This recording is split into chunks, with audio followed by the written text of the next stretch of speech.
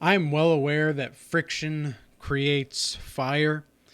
And so I wanted to go over this that I posted a couple hours ago on my community post here for YouTube. And it's the types of women that I'll never take seriously. And there is one more that I wanted to put on here that somebody had in the comments that I thought was pretty good. It was loud women or kind of obnoxious women. But the reason that I have this list here is because women will tell you their body count without telling you their body count. And I'm not talking about just like their experience as far as intimacy goes with another man. I'm talking about in general their experience. Because a woman that hates her father, for example, she is not going to be able to have the kind of impression of men that is going to be a long term, sophisticated outlook that is going to increase the probability of a long lasting, healthy relationship if she hates her father, because she's going to treat her father and you very similarly. If she respects her father, if she respects the men in her family, it is very likely that she's going to respect you. And so, women often that hate their father, in my experience, I found that they usually have more experience with men. And the reason for that is because they're trying to fill, it's kind of like a man that hates his mom. A man that hates his mom is going to try to get all of this female validation that he can in the same way that a woman that hates her father, she's going to try to get all of the male validation she can from all these other guys, especially if the man in her household, like the father in her household, the man was not a strong man. She's going to need a lot of masculine energy in order to balance this out. All right. So, number 2 here, have male best friends. If a woman has multiple best friends and whatnot that are men, she's not yours, man. She's for them. She's for them. And if you have to let a woman know, like, hey, I'm not okay with this, or she says, oh, well, it's just a coworker, or it's just this, it's just that. I said this before, and I'll say it again. If a woman has a 9 to 5 job or any kind of job where she's around other men, it's going to be likely that she's cheating in some way, shape, or form. And that's the unfortunate, sad reality. But again, if she has male best friends, this goes to show that she either still wants the validation of these other men and she doesn't know what it's like to have a stable man in her life because of the way that she was raised, and so she needs all these other guys to validate her and to keep her around. Now, if she's had like this guy that she's known since kindergarten or whatnot, and they're not close, but they know each other, and they'll be cordial and they'll say hi, but the woman doesn't entertain another man for another 5 minutes. More than that, if a woman is talking to a man for more than 5 minutes, that is not either part of her family or she's with her man, then that's just a whole. She's purposely investing in other relationships that are not having to deal with her relationship to her man. And so anytime a woman entertains another man for more than like 5 or 10 minutes, I consider that cheating personally, because why are you talking to other men for multiple minutes at a time where things could lead to something more if you're just so natural and okay with your singleness, then you can be single. That's fine. But we're not going to be in a committed relationship, and don't expect me to stay committed to you. All right? Now, party girls. I've had experience with some party girls in the past, and I'm not saying like sexual experience, even though I did have a couple of experiences at parties and such in my college years, but I hated it. I had a couple experiences that I absolutely despised, and it was gross and it was disgusting, and I couldn't get out of there fast enough. But all of the party girls are making out with multiple guys there. They're having trains run on them. In fact, in one of the comments here, that this person that posted a comment, this person said, "Really, having a past addiction with is a deal breaker for you? Pretty shallow, bro." And I said, "Well, people with addictive personalities don't have self-control." And he said, "But if they've overcome their addiction, wouldn't that imply that they've gained self-control?" And I said, "Well, I'd need to see the works of their repentance and to know exactly what they did during the times they had the addiction. I worked with a woman who had trains of men run on her during her party years and was drinking alcohol nearly every night. But now she claims to be a Christian. And I know God can save anyone. However, I could not ever take that girl sincerely." And this goes in line with the party girls and the addictions, but this is why party girls, if she's got a party girl past, she's probably had trains run on her. And that's just the unfortunate, sad reality. And a lot of men don't want to accept that. They want to still bend the knee to this woman that has literally had miles of miles of penis rammed through her guts. And you want to bend the knee to this kind of woman? Really? I don't think so. Not me anyway. Not me. Like, if you want to do that as a man, if you want to be the simp, you go for it, man. But not me. Now, past addictions, I kind of explained my reasoning for past addictions there in that comment. But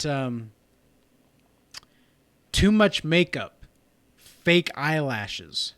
This is another thing. Like, a woman that has too much makeup, I see that as somebody that's going to be trying to mask up certain things or trying to hide certain things, especially the fake eyelashes. I know a woman that I worked with, actually a couple women that had a lot of fake eyelashes all the time, and they would be,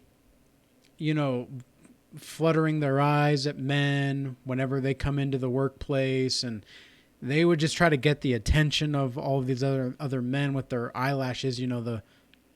What is it called? Batting their eyelashes? Fluttering their eyelashes? I don't remember the term, but, where they blink really fast and, trying to make it look like they're innocent. But if they take those fake eyelashes off, they've got like 4 eyelashes, man. And it's kind of freaky. And I just don't want that kind of woman. I don't want a woman that needs to... She's going to be high maintenance for me. Too high maintenance for me, personally. Tattoos. Okay, so this is going to be another indicator of body count. The more tattoos a woman has, usually the more traumatized of a past she has. And I know that's a pretty generalized statement. However, I used to think otherwise. I used to think that, okay, well, if she's got a tattoo or whatever, like, it's not the end of the world if she has like one tattoo. But in my experience over the past like 6 to 12 months, even if she's got 1 or 2 tattoos, it's still too much. Like, it's just too much. These women are just, they're out of control. And it's also a sign of lack of appreciation for their body subconsciously. And a lot of people may disagree with that, and that's fine. But I have yet to see a godly woman with tattoos, excessive tattoos. Like, even if she's got like a tattoo on her wrist or something, like I've seen women with a tattoo like right here of like a bird or something, but it's like super small. That's not a huge deal, but still, you got to ask yourself, from a spiritual place, why is she getting this tattoo? Why is she trying to change how God made her to be subconsciously? Even if it seems like it's not that big of a deal, I promise you, it is that big of a deal. And if you want to get tattoos, that's fine. Go for it, woman. But I can't take you seriously anymore. I've had too many experiences with women that have had like even just 1 or 2 tattoos. and they end up to be promiscuous. They put on a really good act, but it's just not the case. Wears provocative or revealing outfits. Obviously, this is a given. This is good. This kind of goes back with the hatred for the father and male best friends. A woman that is going to have these provocative and revealing outfits is still going to try to get attention from other men. I've met women, not intentionally, but women have met me rather, whether it's at the gym or at the workplace or at the grocery store, and they act like they're single until they're literally wearing a ring, flirting with me, or they're biting their lips, or they do a lot of different things. Any man that has been just that kind of dude understands exactly what I'm talking about. Everybody else isn't going to have a clue. The guys that aren't to this level are going to be a little confused by what I say about this. Because you'll think to yourself, oh, well, a woman can wear whatever she wants. She can wear whatever she wants. She's a grown woman. Yeah, she can wear whatever she wants. And if she wears certain things, and again, if you have to tell a woman not to wear revealing outfits when you're in a relationship, imagine you getting a new car or a new house or something that has a for sale sign or a for rent sign. Actually, if she's still wearing provocative clothing afterwards, that thing is for rent. And it's always for rent. Okay, you're not the only person that's at that rental. Okay, but if you buy this house or if you buy this car, you expect the for sale sign to go down, right? Well, a woman wearing provocative or revealing outfits is exactly like that. Okay, and that is exactly why I don't consider women that are provocative or wearing revealing outfits to be long term, because they're still trying to look, they're still trying to hunt, they're still on the prowl. And I just can't I can't deal with that. I'm over it. I'm just super done. I used to think also, well, it's okay to wear that like that kind of stuff while you're single. Nope, it's not, because she is still going to be that kind of person. And if you expect her to be otherwise, dude, good luck, man. Good luck. I have yet to see where something like this ends well, where she's still wearing revealing outfits afterward. Again, I've had married women lick their lips and bite their lips at me with their husbands next to them, and the husband is clueless. And the woman is wearing provocative outfits. She usually has tattoos or piercings of some kind. She has all of these kinds of things right here. And I'm just done with all of this stuff. I'm just done with it. I'm not going to tolerate it anymore. I've seen enough.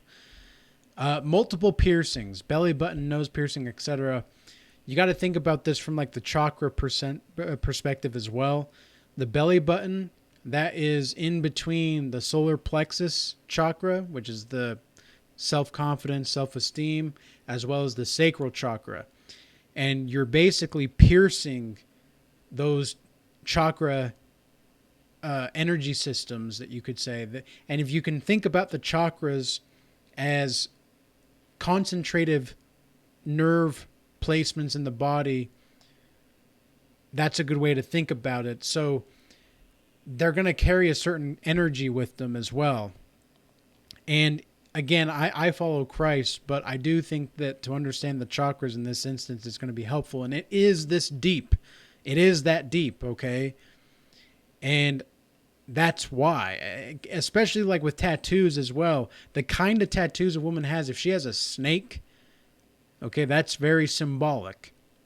She's a slippery serpent, the serpent seed of Eve, right? That's where that comes from. If she's got like a butterfly tattoo. I know a girl that I talked to earlier in May. She had a little tattoo butterfly on her upper right back, and that the right side of the body indicates the the relationship that you have with the masculine force or the externalities of life, the left side of the body represents anytime you have like an injury or you have a tattoo or piercing or whatever on the left side of your body, that indicates there's something going on with the feminine side of the relationships that you have in your life, or it's internal. So that's a good thing to think about. Sometimes people have like ringing in the right or left side of their ears. That's another way to think about it. So pictures with the tongue out. It's just a slut. That's all it is. It's a slut. You're not the only one she's showing her tongue to. Okay, she's got that ding dong flipping around on her tongue somewhere else, and you better believe that. Goes on girls' trips. Yeah, no, it's not happening. She can go on those girls' trips, but she's not going to have the key for the house when she gets back. And the reason being is because I've heard too many times about what happens on these girls' trips. Women feel very non-judged when they're in my presence sometimes. They feel very like open and free because I'm not judging them, but I'm taking in everything that I'm seeing and listening to, and I'm making them feel heard and seen in my presence. And so they feel very comfortable telling me about this kind of stuff. And so when they tell me about all the things that happen on these girls' trips, I'm just listening and I'm just accepting what's happening. And in my head, I'm thinking, wow, I'm never taking this girl seriously.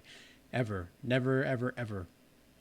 Instagram models, this is pretty self-explanatory because I just don't see, I don't want a woman that is, again, trying to get clout or attention from all these other sources outside of herself. And the woman, this is going to be noted as well. The woman that is going to be in my life, if she's going to be in my life down the line, she will not have a place on this Regal Change platform. She will not. I do not want her to be a part of it. She might be, she might appear every now and again, but she is not going to be the main focus or a part of this, because this is my platform. This is a business. This is a brand, and I want to make sure it's that. Okay. As for the nurses, politicians, and lawyers, somebody asked about this in the comments here. Where was it? Oh yeah, the nurse. This person said, I did hear the stigma, but sometimes I wonder because there must be exceptions. A good friend of mine has a mother who will retire next year as a nurse, just saying. And to that I said, well, I have firsthand experience with several nurses, and they told me about how even the ones in their 40s and 50s will be stroking the doctor's ding-along in the back rooms in between seeing patients. Crazy stuff. So I don't know about women near retirement, but I know that women ages 18 to at least 40 and 50 are still participating in that kind of behavior. Politicians, obviously, I think a politician is going to be one of the most disgusting things you can do to your soul. Anybody that's too involved in politics as a female, I don't really trust, because politics is a very masculine thing. Lawyers. Okay, that's one that she's just going to be very bossy, and I ain't about that life. But these things are basic examples of how you can tell the kind of experience that a woman has based on these certain signs. And these are not necessarily like red flags. I guess they are red flags for the most part, but again, you've just got to make sure that you're watching how she's acting with other people, how she's acting around you. Is she talking to other guys in your face when you're clearly in a deeper talking stage, or you're sleeping together or whatever? And I don't advocate for that kind of behavior, okay? But I hear too many guys doing that kind of stuff. And look, everything that I went through here, if we all followed God's laws, statutes, and commandments, none of that stuff would have ever existed. It wouldn't. It wouldn't. That's all the devil's work. So we got to stay vigilant. We got to stay mindful. And if we really do want to create long-lasting, strengthening, healthy relationships and families, This is the kind of stuff that we need to pay attention to. And I'm not saying that you have to follow exactly what I'm doing. I'm just saying that to the guys that know, they're going to know a woman's body count and experience, and she doesn't even have to tell them, because you'll see these signs, and that's exactly how you'll know.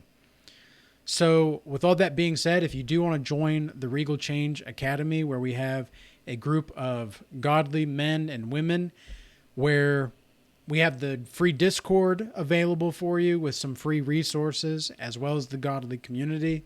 We also have the paid community, which is $10 a month, and that you get a weekly Bible study, a weekly group call, as well as other classes and opportunities to take in there as well. I want to thank everybody that moves over from YouTube to X and Rumble recently. I appreciate your support. And with all that being said, peace be with you all. Till next time.